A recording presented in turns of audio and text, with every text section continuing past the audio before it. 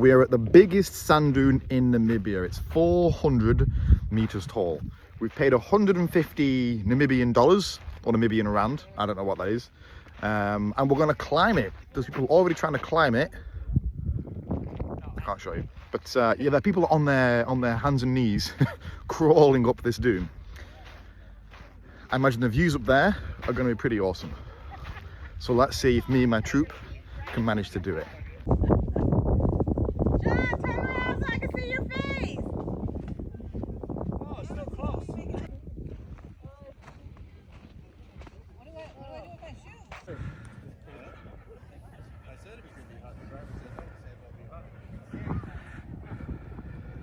So attempt number one, straight up, didn't work. I'm so out of breath.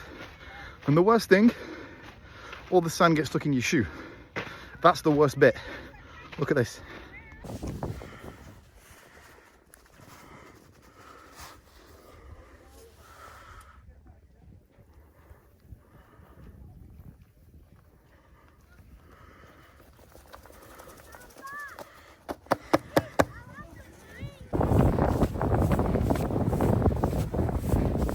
This is unbelievably hard. Not only do you have the steep incline to worry about, the sand makes it so hard.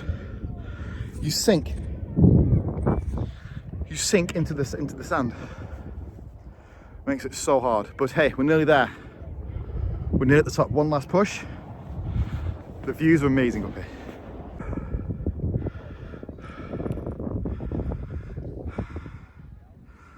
Look at Cisco.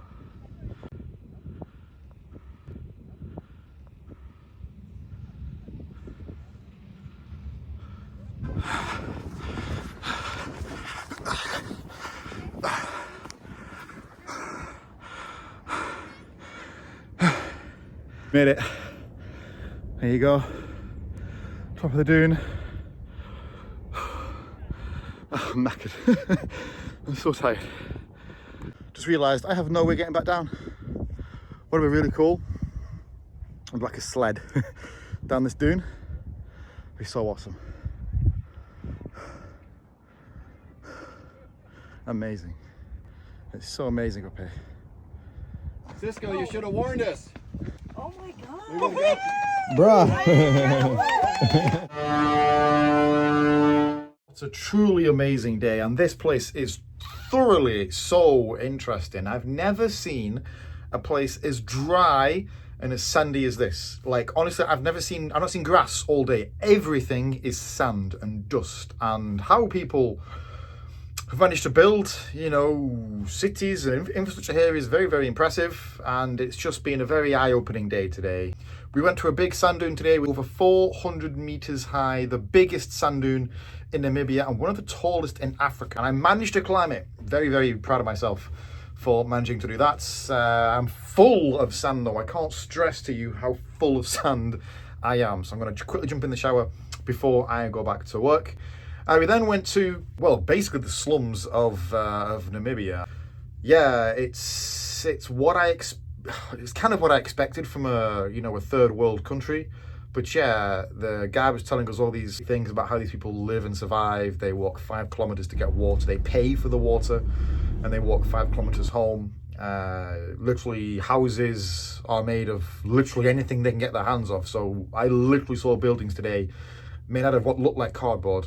And people live here, you know, people cook, you know, inside these places. These places cannot be very fireproof, so heavens forbid something catches fire, which I'm sure it does all the time. There's loads of people, but everybody that we saw seems fairly, you know, friendly, and I wouldn't say happy because of the poverty, but everybody was waving at us. They, you know, said hello all the time. The kids were just literally playing in whatever they could. The tour guide was saying that the reason that kids get so sick and unwell all the time is because they're literally playing with spare tires on the side of the road. They're playing with, you know, trash at the side of the road. It's very sad to see.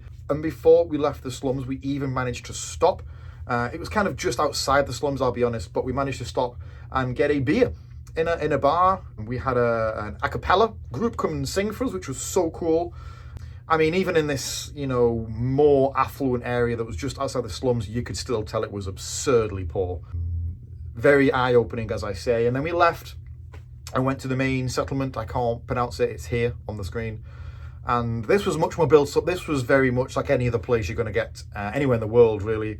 A massive, massive, massive German influence in Namibia. So the first language is, of course, Afrikaans. The second language, I believe, is German. How crazy is that? German. And then, of course, it is English. So there's people here who were just speaking German. It was like walking around a very sandy and very dusty Germany. It was also a Saturday afternoon, so it was very, very quiet as I was walking around. I even managed to go down to the beach, where you are then pestered with people trying to sell you stuff. But I managed to find a shark. It was a dead shark. I've been there for 4 days apparently, but hey, I managed to see a shark. And then we came back to the port area. It's a very industrial port, is Walvis Bay, but there was a train just running through the whole area, going to pick up some trucks. And yeah, the driver even let me go in front of him. I've had cars stop for me before, but never a train. So that was a first. Yeah, it's been a really good day out. We went out with a few guests. So we had 4 guests with us. We had one of our resident singers and his partner, our L&D manager. His name is Cisco. He was with us. And our port lecturer is a girl called Jessica. So we had a really good mix of people today. We had a Spaniard, an Australian, a Romanian, a Filipino, 4 Americans, and a Brit, all touring around Namibia, which is a German-speaking African country, whilst we're visiting on a Bermudan-flagged American cruise ship. So, yeah, a good mix of everything today. But yeah, I've thoroughly enjoyed Namibia. I would come back. The sand dune thing was amazing. I've never really seen sand dunes before. I've never really, apart from Dubai, which I don't count because it was a big built-up city, but I've never driven through a desert before. And my God, you are just driving for miles and miles and miles, and it's just sand dunes everywhere. It was a really good day today. I am very happy I managed to get off today. The day, of course, in typical fashion, starts off with a lot of drama. A massive immigration queue today. We were supposed to start the tour at 9, and there was an enormous queue for people having to go through immigration first thing this morning. I didn't expect this at all. Stood in a queue, and they said the wait time is 45 minutes. And I'm like, dude, I have a tour in like 2 minutes. What the hell? Fortunately, though, the crew were exempt, and I managed to get straight off the ship. But otherwise, yeah, I would have lost my whole tour. But it's a full day tour today. Cost $50, $50 US, and that included this a cappella sing song. We had all the beer included on the shuttle bus, and there's only about 10 of us on the tour, so it was a really nice, intimate, personal tour.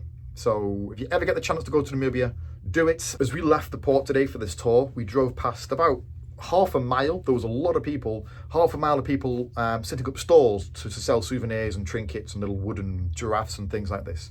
But the people trying to sell these were genuine locals. I've never seen as much skin in public as I have today. There's literally women with all their, amenities hanging out, and I'm like, wow, this was the first thing that I saw after leaving the port, and I'm like, this is going to be, this is going to be a true experience today of this country. We now have 7 sea days as we make our way up to Cape Verde, which is our penultimate African port of call. We still got Agadir after that.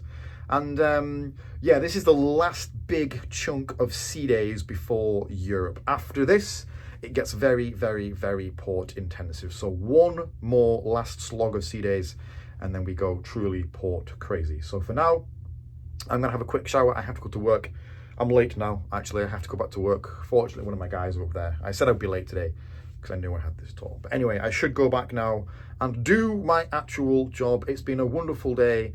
I will see you all probably in Cape Verde. Flashback. Here in Namibia, here's Jess in a random street. We've just seen the coolest a cappella thing in the world. It's amazing. You bought an album, right? I bought an album. Yeah. Like an actual CD. Yeah, Jess is gonna make him famous, huh? And try and get him on the ship. Try and get him on the ship. That'd be cool.